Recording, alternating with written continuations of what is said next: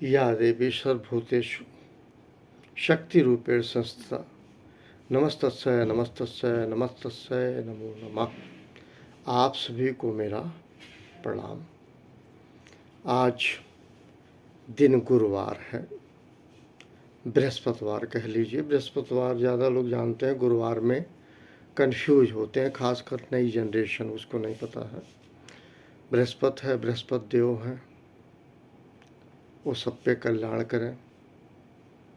मैं उनको हाथ जोड़ के प्रणाम भी करता हूँ। आप सभी को मेरा प्रणाम। आज 27 तारीख है, आज 27 जून है 2024। आज के दिन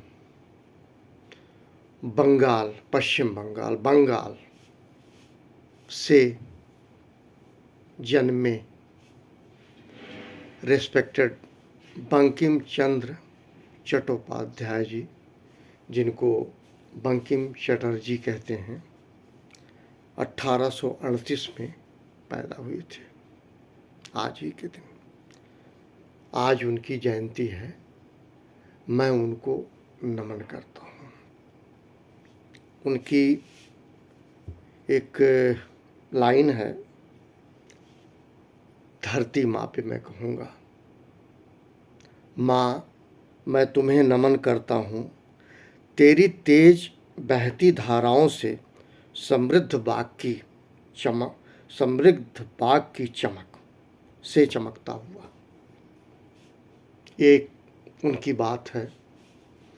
और उनका एक नारा है, स्लोगन, जिसको आजकल हमारे यशस्वी प्रधानमंत्री जी शुरुआत करते हैं या अंत करते हैं, वंदे मातरम, 5 बार या 7 बार या 11 बार, जैसे भी। उसको बंकिम चंद्र चटर्जी का ही नारा कहेंगे, उनका ही ये नारा था। और उन्होंने एक राष्ट्रीय गीत लिखी थी। वो गीत सभी लोग जानते होंगे। यदि नहीं जानते हैं तो इस धरती पे जन्मे हर व्यक्ति का ये कर्तव्य है, अधिकार तो नहीं कहूँगा, एक कर्तव्य है, निभाना चाहिए कि राष्ट्रीय गान क्या है, राष्ट्रीय गीत क्या है। और मैं अगर संदर्भित करूं तो मेरी उम्र के वे लोग जानते होंगे, जब रेडियो आप खोलते थे, जब स्टेशन शुरू होता था, प्रारंभ होता था, तो यही राष्ट्रीय गीत बजती थी। उसकी थोड़ी सी लाइन मैं सुनाने की कोशिश करता हूँ। वंदे मातरम, वंदे मातरम, वंदे मातरम, सुजलाम सुफलाम मलयज शीतलाम सस्य श्यामलाम मातरम, वंदे मातरम। पुनः आप सभी को नमन। ये राष्ट्रीय गीत है।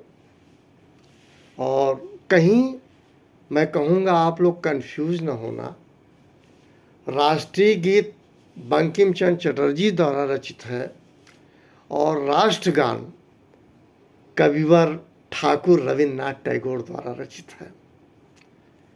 पर हमेशा ध्यान रखिएगा, अगर श्रेष्ठता के क्रम में कहेंगे तो दोनों बराबर हैं। ना तो राष्ट्रीय गान से राष्ट्रीय गीत श्रेष्ठ है और ना राष्ट्रीय गीत से राष्ट्रगान श्रेष्ठ है। कहने का मतलब दोनों का बराबरी का अस्तित्व है लिए हुए। ये बंगाल की धरती से दो जन्मे व्यक्तियों की बात है। अगर मैं आज के दिन पे रविन्द्रनाथ टैगोर जी की बात करूं तो धन्य है वो व्यक्तित्व जिनके बोल 3 जगह राष्ट्रीय गान के रूप में लिए जाते हैं। हमारा देश भारत, दूसरा बांग्लादेश, तीसरा श्रीलंका में इनके अंश जोड़े गए हैं। जनगण मन अधिनायक जय हे भारत भाग्य विधाता। उन्होंने सारे चीज़ को पूरे भारत की पृष्ठभूमि को कवर किया है रविन्द्रनाथ टैगोर जी ने। मैं उनको भी नमन करता हूँ। आज आदरणीय बंकिम चंद्र चटर्जी जी का जन्मदिन है। मैं हाथ जोड़ के उनको प्रणाम करता हूँ, बार बार प्रणाम करता हूँ कि वो तो नहीं हैं, वो नहीं है, लेकिन उनकी आवाज़ या उनके बोल पूरे भारत में, हमारे देश में गाए जा रहे हैं। राष्ट्रीय गीत किसी को भूला नहीं होगा। और बच्चों से मैं कहूँगा, आप लोग स्कूल जाते हो, आप इन बातों को जाने ज़रूर, आवश्यक है जीवन में, नहीं आपको शर्मिंदा होना पड़ेगा। मान लीजिए पहले के समय में हंसी खेल करके बच्चों को बताया जाता था। आजकल की नई जनरेशन को ये नहीं पता है कि 15 अगस्त सन 1947 को देश आज़ाद हुआ था। ये नहीं जानते हैं कि 26 जनवरी हमारा गणतंत्र दिवस होता है। ये मैं क्यों कह रहा हूँ, आदतन मैंने कई बार 15 अगस्त के दिन या 26 जनवरी के दिन चलते फिरते मैंने लोगों से पूछा आज क्या है, तो उन्होंने गणतंत्र दिवस को कहा स्वतंत्रता दिवस, और स्वतंत्रता दिवस को कहा गणतंत्र दिवस। ये उन माता पिता के लिए मैं कहूँगा बड़े शर्म की बात है, अगर बच्चों को इतना भी नहीं बता पाए कि हमारा देश अंग्रेजी हुकूमत में था और हमें आज़ादी मिली है, ये देश स्वतंत्र हुआ है, और स्वतंत्र देश के प्रथम प्रधानमंत्री पंडित जवाहरलाल नेहरू थे। ये सब बताना होगा सबको, तभी जान पाएंगे। अगर माता पिता नहीं बताएंगे, पहला जो शिक्षक होता है, टीचर होता है बच्चे का, वो माँ बाप होते हैं। उस बच्चे को कैसे पता लगेगा कि 2 अक्टूबर को महात्मा गांधी जी भी पैदा हुए थे और लाल बहादुर शास्त्री जी भी पैदा हुए थे? उसको कैसे पता लगेगा कि 23 सितंबर को नेताजी सुभाष चंद्र बोस पैदा हुए थे? उसको कैसे पता लगेगा 14 नवंबर को पंडित जवाहरलाल नेहरू पैदा हुए थे? इन बातों को क्रमबद्ध तरीके से बच्चों को प्यार से समझाना चाहिए, बल्कि मैं कहूँगा मौके पे बताना चाहिए। ये दस्तूर है, जब 15 अगस्त या 26 जनवरी को बच्चा कपड़ा पहन के जा रहा प्रभात फेरी के लिए, या झंडा ऊंचा रहे हमारा, ये सभी कहते हैं झंडा ऊंचा रहे हमारा। समझ लो तो झंडा ऊंचा कैसे हुआ? देश की आज़ादी के बाद हमारा झंडा ऊंचा हुआ, जिसको आप तिरंगा कहते हैं, 3 रंगों का। मैं फिर कहूँगा, माता पिता की एक जिम्मेदारी बनती है, बताएं बच्चों को, तब उनके अंदर संस्कार अगर आप पैदा कर दिए ना, तो ये संसार उनका बड़ा आसान हो जाएगा। उनको ज़रूर बताएं कि जो है नवरात्र 2 होते हैं, एक चैत का, एक शारदीय नवरात्र। उनको ज़रूर बताएं, हमारे इष्ट देव के विषय में विषयक जानकारी ज़रूर दें, ताकि बच्चे समझ पाएँ और हंसी खेल में वो सीख सकें। मैं एक छोटा सा एग्जाम्पल से ख़त्म करता हूँ। 9 का टेबल सभी पढ़ते हैं, 9 का टेबल सभी पढ़ते हैं। मैं कहूँ 9 का टेबल पढ़ने की ज़रूरत नहीं है। आप एक समझ लीजिए, 9 गणेश जी का नंबर है, और 9 का टेबल जब 9 1 जा 9, 9 2 जा 18, 9 3 जा 27, 9 4 जा 36, ये जब पढ़ते हैं तो इकाई और दहाई का योग 9 आएगा। इससे बढ़िया क्या पढ़ा सकते हैं आप? बच्चे को मार के क्या मिलेगा आपको? वो तो निरीह प्राणी है। लेकिन बच्चे को बाय एजुकेशन, बाय लर्निंग अगर आपको करना है, तो पहले माता पिता को भी ये जानना चाहिए हाउ टू लर्न, हम कैसे सीखें, फिर कैसे किसी को हाउ टू टीच। ये माता पिता की, जिनके संतान है, ये माता पिता की पहली जिम्मेवारी है। ऐसे नहीं है कपड़ा पहना दिया चल दिए। पीटी करने गया था, बच्चे को नहीं पता पीटी का फुल फॉर्म क्या होता है। ये जानना चाहिए, बेसिक रिक्वायरमेंट है बच्चे की जागरूकता। और बच्चे को मनोरंजन के तहत अगर पढ़ाया जाए, आ से आम पहले लिखा जाता था, ठीक है, ऐसे तमाम चीज़ें आ से अनार, बड़ा आ से आम, इस तरह से जो बताया जाता था उसके पीछे ये था कि इसका उत्साह वर्धन हो सके। इसलिए मैंने कहा टेबल, अभी मैंने कोई बच्चा पढ़ा रहा था, बहुत बढ़िया बताया, उसमें 5 जोड़ लो। 5 का टेबल पढ़ने के लिए सब में 5 जोड़ते जाओ, टेबल कंप्लीट हो गया। 5 10 10 50। यही तो मैं 9 के लिए कह रहा हूँ। 9 तो इतना आसान है कि 9 का जब आप टेबल पढ़ेंगे तो उसका इकाई दहाई जोड़ के उसका 9 आएगा, और उसको बच्चे से कहिए भगवान गणेश जी का 9 नंबर बेटा, 9 भगवान गणेश जी का है। इस तरह से अगर पढ़ाया जाए उत्साह के साथ, तब बच्चा कुछ समझ पाएगा। और मैं ये कहूँगा, कुछ डालिए ना डालिए, अपने बच्चों में संस्कार ज़रूर डालिए, वो समझ पाएँ।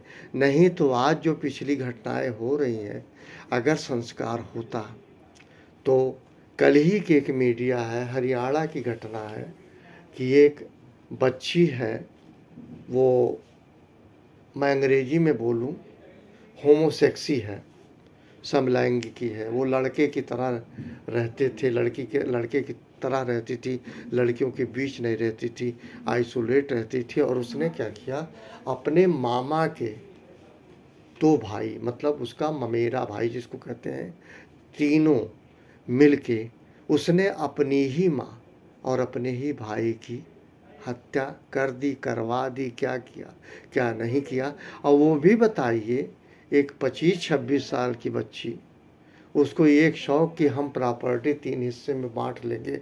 आप कैसे बांट लेंगे? अगर आपको समझ में आए तो पहली बात, फूआ के या उनके आपके जो ममेरे भाई का हक भी तो नहीं है प्रॉपर्टी पे।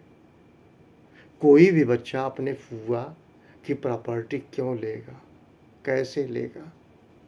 और मैं ये कहूँगा, बहुत अच्छी बात कह रहा, मेरे दिमाग में आ रहा कि साईं इतना दीजिए जाके कुटुस। हम तो कहते हैं किसी को भगवान मकान ना दे। मैं आदरणीय श्री नवीन चंद्र श्रीवास्तव जी को नमन करता हूँ, देवरिया के रहने वाले थे, है भी। उन्होंने हमसे एक बात जयपुर में कही थी।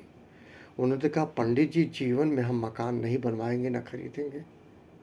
तो उन्होंने इसका कारण बताया कि हम किराए के मकान में रहेंगे, ना तो बिजली की चिंता, ना हाउस टैक्स की चिंता, ना किसी को, हम आराम से मकान में रह रहे हैं, हम इसी तरह से रहेंगे।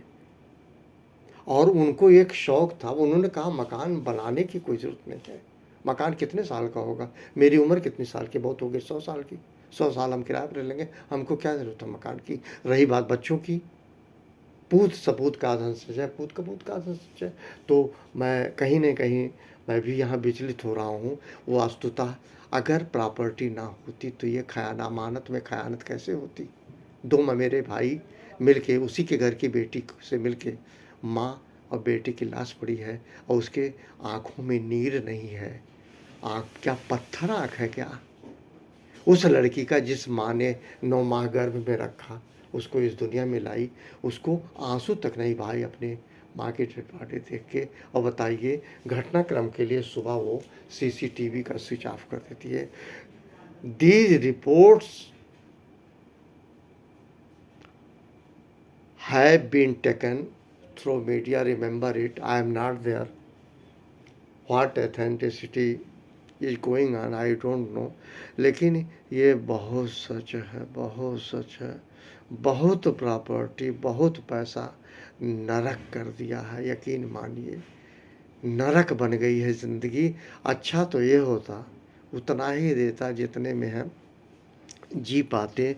शायद साधु संत बहुत अच्छे हैं, और रात में कहीं भी सो जाते हैं। कोई लुटेरा भी चाहे तो उनके पास कुछ नहीं मिलेगा। और मैं कल दिगंबर की बात कर रहा था, दिगंबर तो यहाँ तक हैं, वो जैसे नंगे आए थे वैसे नंगे रहते हैं। तो दुनिया में वो कहीं भी जाए और कहीं भी सो जाए, उनको लूटने वाला कोई नहीं है। इन्हीं शब्दों के साथ पुनः आदरणीय श्री बंकिम चंद्र चटर्जी जी को मैं नमन करता हूँ हाथ जोड़ के। और मैं पुनः सारे माता पिता से कहूँगा, बच्चों को, बच्चे से जब भी बात करें ना, शिक्षाप्रद बात करें। पंचायती बातों से कोई अकाउंटेबिलिटी रिकॉग्नाइज नहीं होगी। Thank you.